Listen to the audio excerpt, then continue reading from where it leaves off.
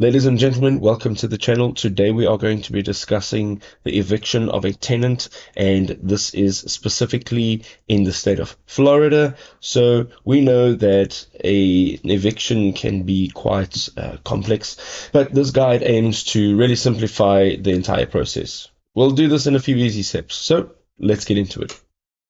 The first thing we need to discuss is what an eviction actually is. So an eviction is the legal process of removing a tenant from a rental property.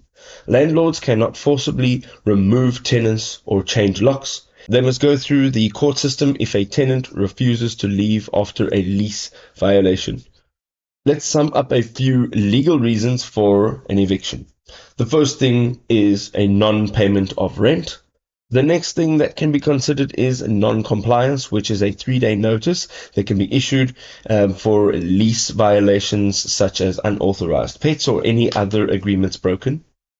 Here are a few steps to take when legally evicting a tenant. The first thing is to serve a notice to quit. The next thing is to file an eviction paper with the court. The next step is to wait for the tenant to respond.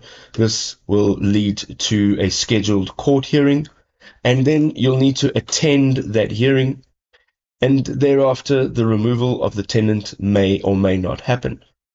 If this does happen, it will happen within a 5-day period. You can request a right of possession to have the sheriff remove the actual tenant.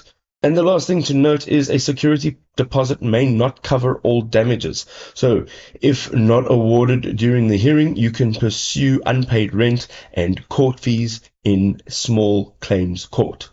Now, if this was a helpful guide, please do show your support by dropping us a like, and we'll see you in another video.